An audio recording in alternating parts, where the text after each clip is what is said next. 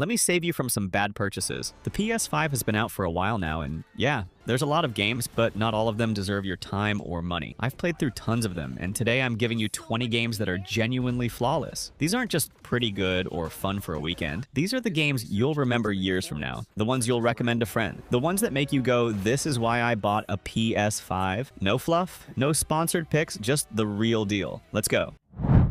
Look, I'm gonna be straight with you. Elden Ring isn't just a game, it's a lifestyle choice. You're signing up for 150 hours of getting absolutely demolished by a guy with a jar for a head, and somehow loving every second of it. From Software and George R.R. Martin cooked up this massive open world that makes you feel like an ant in a land of gods. One minute you're confidently strolling through Limgrave, feeling like a badass. Next minute, Margit is using you as a golf ball. But here's the thing, when you finally beat that boss who's been living rent-free in your head for 3 days, that feeling is better than coffee. The game doesn't hold your hand, it cuts it off and asks if you want to try again. Every cave, every castle, every random field has something trying to kill you, but also something incredible to discover. You'll find yourself saying, just one more area at 3 a.m., looking like a zombie the next day explaining to your coworkers why you're muttering about rune farming. The combat is pure poetry in motion when you nail it. Dodging through attacks with perfect timing, landing that critical hit that makes the controller vibrate just right. Is it hard? Absolutely. Will you rage quit? Probably. Will you immediately boot it back up? Definitely. That's the Elden Ring experience, and it's worth every death, every lost rune, and every broken controller. Baldur's Gate 3 is what happens when developers actually listen to players and then exceed every expectation. Larian Studios basically said, what if we made a video game where literally anything you can think of is possible, and then actually pulled it off? Want to solve a puzzle by stacking 47 boxes? Go for it. Want to seduce a bear? Weird flex, but the game's got you covered. The turn-based combat looks intimidating at first, but 2 hours in, you're orchestrating symphonies of destruction, pushing enemies off cliffs because why waste a spell slot? The characters aren't just NPCs, they're fully realized people with backstories that'll make you ugly cry at 2 a.m. Astarion will have you questioning your moral compass, while Karlach makes you want to be a better person. The game respects your intelligence, and your choices actually matter. Kill an important NPC in Act 1? Congratulations! You just changed the entire story. The dice rolls add this beautiful chaos, where your perfectly planned negotiation can turn into a tavern brawl because you rolled a 1. It's like having the world's best dungeon master who never gets tired, never cancels game night, and always has another twist up their sleeve. You'll start playing thinking you'll be the hero, and 3 hours later, you're wondering how you became the villain. That's the beauty of it. There's no wrong way to play, just your way. Astrobot is pure, concentrated joy injected directly into your eyeballs. This isn't trying to be dark or gritty or realistic. It's a game that remembers why we all fell in love with gaming in the first place. Every single level is like opening a surprise gift that's somehow exactly what you wanted. The DualSense controller isn't just a controller here, it's a magical device. You feel the pitter-patter of Astro's tiny feet, the tension of a bow being drawn, the crunch of snow under your boots. It's showing off PlayStation's history, but not in a desperate, remember when we were cool way. More like your favorite uncle showing you his record collection and every album has a story. The level design is tighter than a speedrunner's route, where every jump feels perfect and every secret makes you grin like an idiot. You know that feeling when Mario 64 first let you run around the castle courtyard? Astrobot gives you that feeling every 20 minutes. The boss fights are creative playgrounds where you're not just learning patterns, you're participating in elaborate comedy sketches. My supposedly mature adult self was giggling at robot puns and making whoosh sounds while flying around. It doesn't need 100 hours of content or a massive open world. It's about 15 hours of perfection, where every minute was carefully crafted by people who clearly love what they do. Sometimes you don't need a deep narrative about the human condition. Sometimes you just need a little robot buddy making you smile.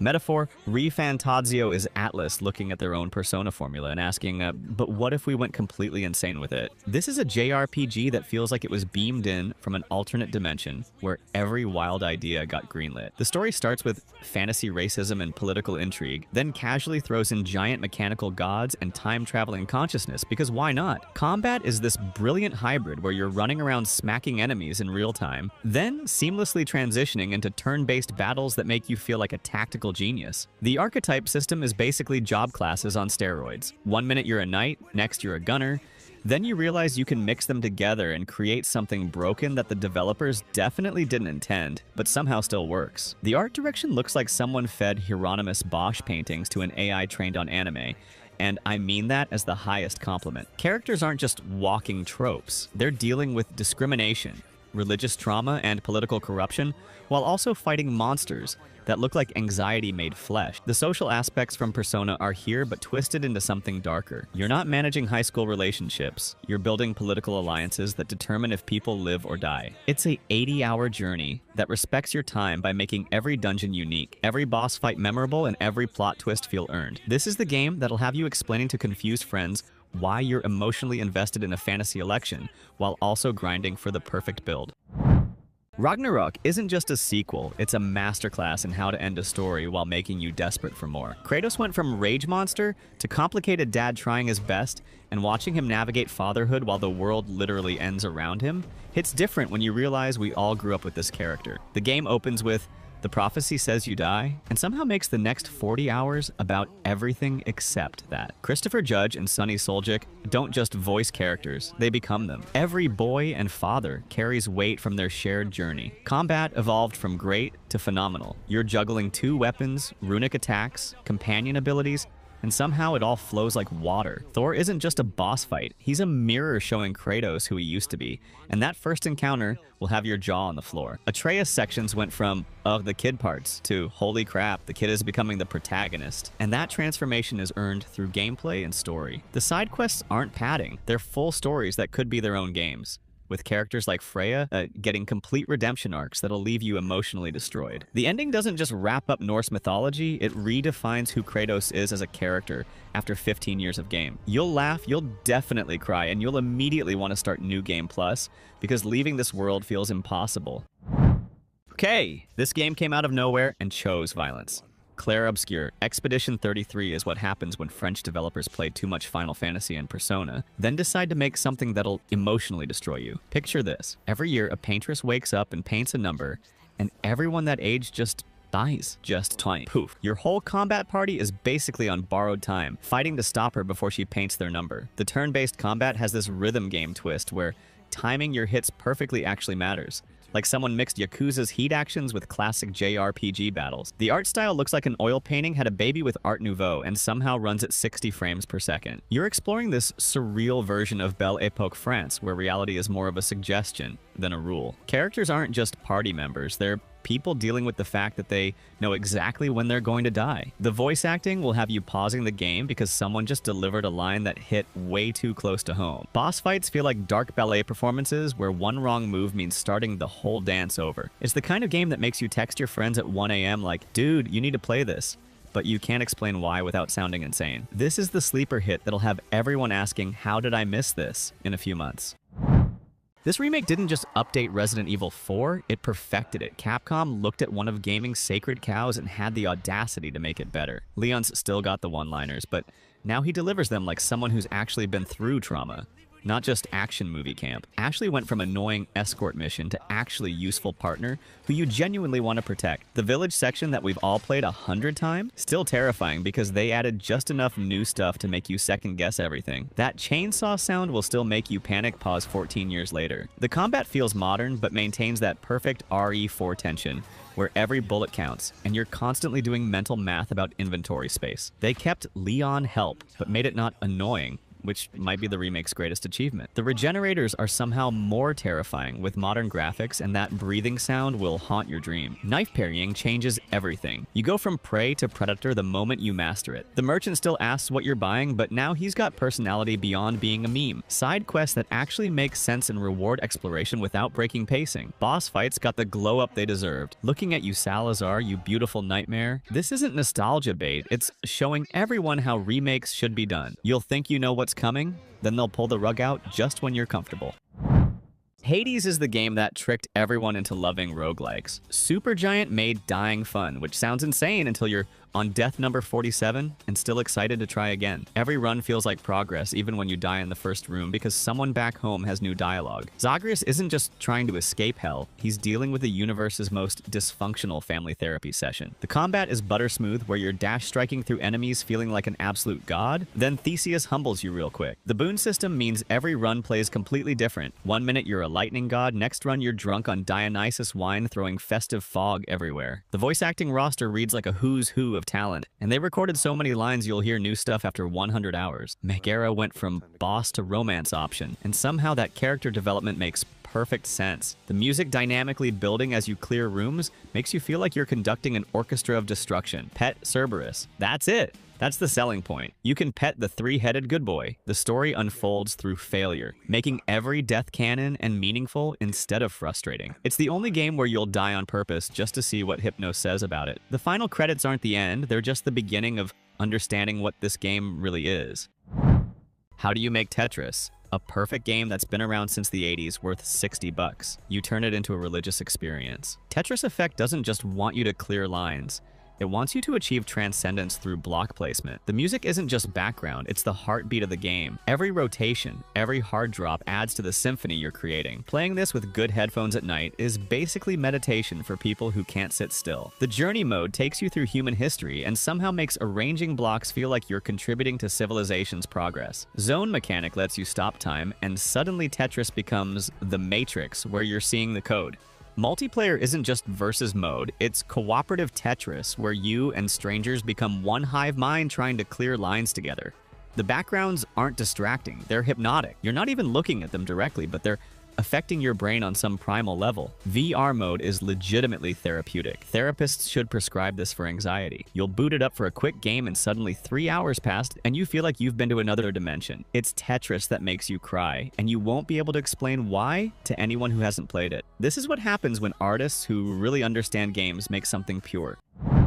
The remake that started the PS5 generation by showing everyone what next gen actually means. Bluepoint didn't just update graphics, they rebuilt Boletaria brick by brick while keeping the soul intact, pun intended. This is From Software's firstborn child dressed in a $200 million suit. The Tower of Latria will still make you paranoid about every sound, but now you can see the horror in 4K ray-traced glory. The DualSense makes you feel every sword clash, every arrow impact, every soul being ripped from your body. Loading times went from coffee break to blink and you miss it, which means you get to die even more efficiently. The Flame Lurker fight in modern graphics is what everyone imagined it looked like back in 2009. Character Creator is so detailed, you'll spend an hour making someone pretty just to hollow them immediately. World tendency is still confusing, but now it's confusing in 60 frames per second. The soundtrack got the full orchestra treatment, and hearing it through the Pulse 3D headset is basically ASMR for masochists. Online features work exactly as they should. Helpful messages,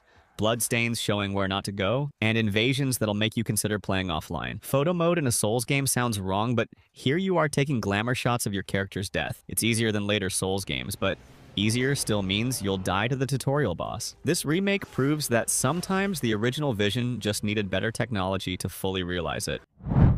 Look, I know what you're thinking. Another Final Fantasy VII game? But trust me on this one. Rebirth takes everything you loved about Remake and just explodes it into this massive, beautiful world that you can actually explore. Remember being stuck in Midgar? Yeah, those days are gone. Now you're out in the open world, riding chocobos, discovering secrets, and honestly just getting lost in the best way possible. The combat is so satisfying. It's like they took an action game and an RPG, threw them in a blender, and somehow it works perfectly. You're switching between characters mid-battle, pulling off these crazy combos, and actually having to think about your strategy. And can we talk about the story? Without spoiling anything, they're taking risks here. Real risks. Some of the emotional beats hit so hard I had to put the controller down. The side content alone could be its own game. There's mini-games, relationship building, and exploration that actually feels rewarding. Plus those graphics? The PS5 is flexing hard here. If you've been waiting for a JRPG that justifies your console purchase, this is it. It's not just a remake anymore. It's its own epic journey.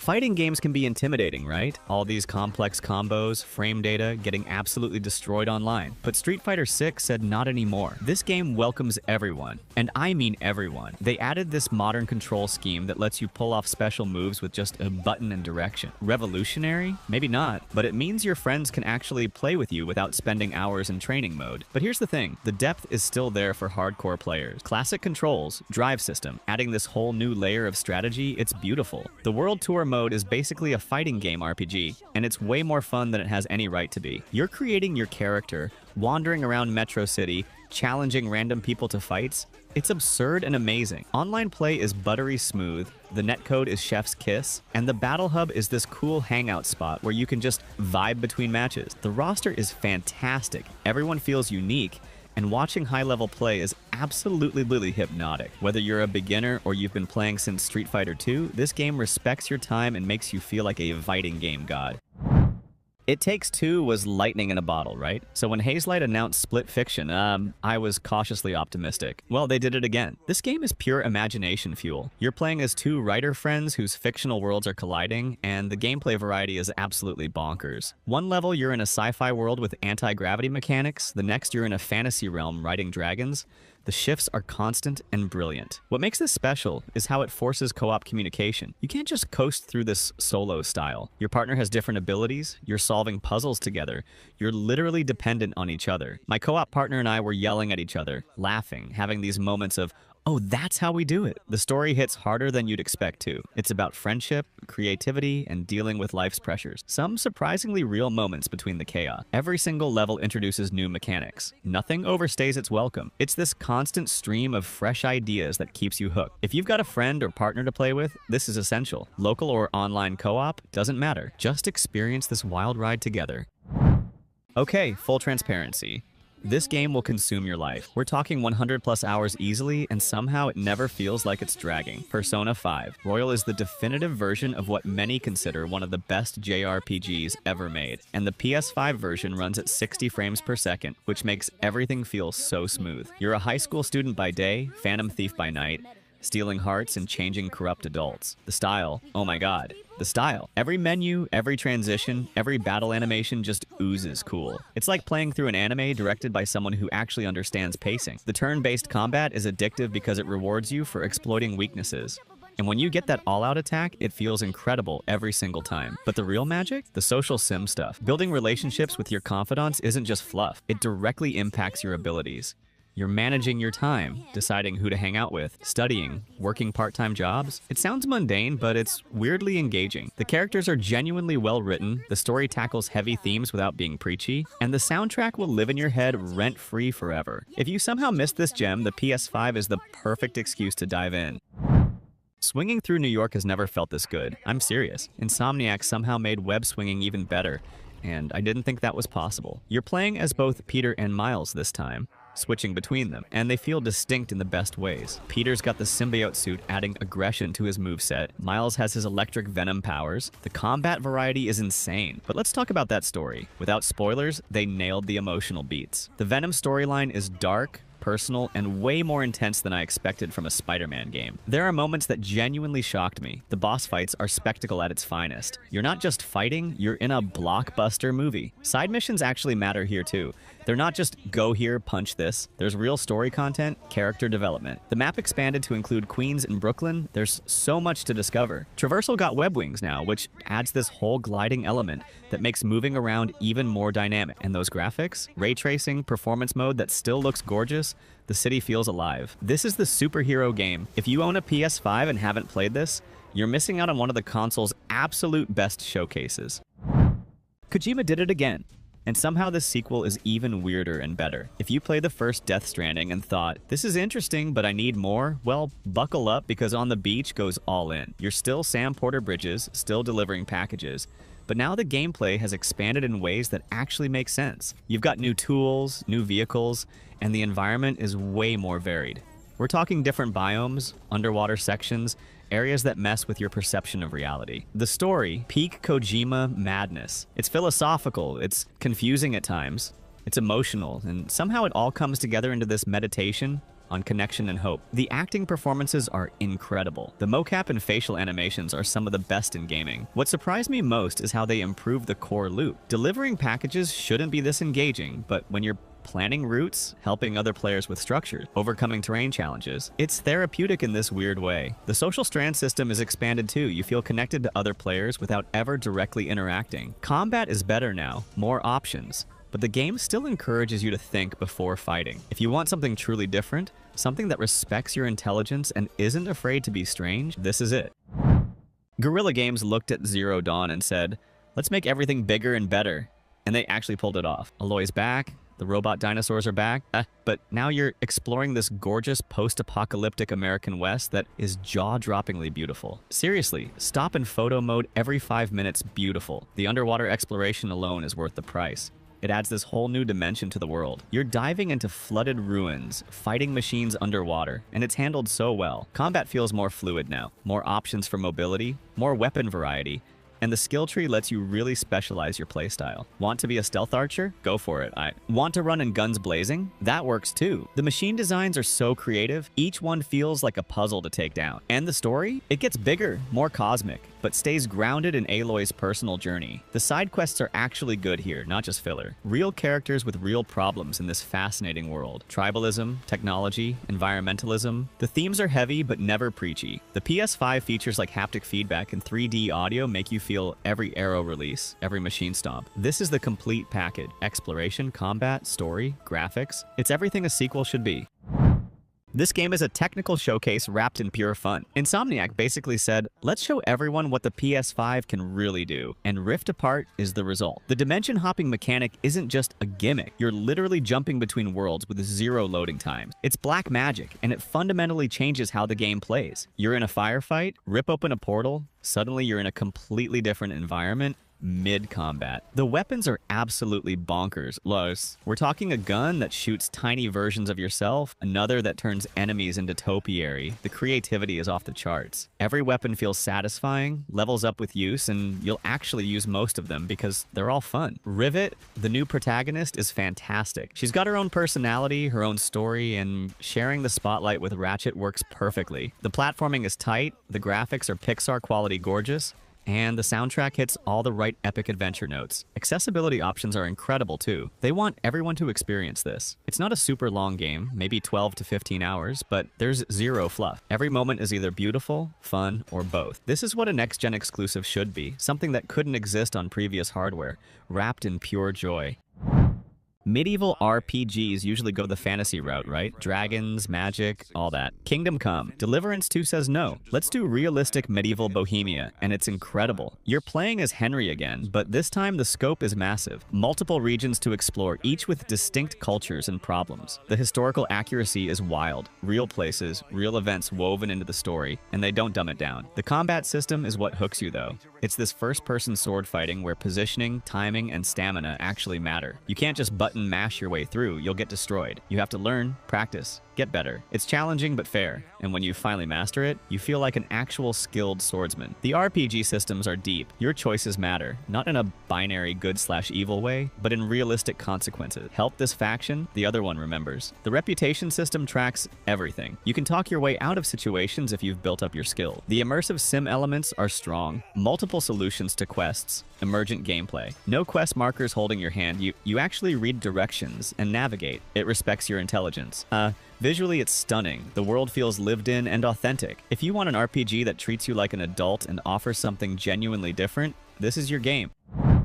This game broke me, and I loved every second of it. Returnal is brutally difficult, but it's that good kind of hard where every death teaches you something. You're stuck in this time loop on an alien planet, dying over and over, and each run is a chance to get a little further. The roguelike structure means every playthrough is different. Different weapons, different items, different room layouts. It keeps you on your toes constantly. The combat is pure adrenaline. It's a bullet hell shooter meets psychological horror meets sci-fi mystery, and somehow it all works. You're dodging dozens of projectiles, the DualSense haptics are giving you feedback, the 3D audio lets you hear enemies behind you. It's intense. The story is told in fragments, cryptic and mysterious, and piecing it together is part of the journey. It's dark, it's personal, it's weird in the best way. What makes it special is how it respects your time despite being a roguelike. You unlock permanent upgrades, shortcuts, new abilities that carry over. Each run feels like progress even when you die. The biomes are gorgeous and terrifying. Alien architecture, hostile environments,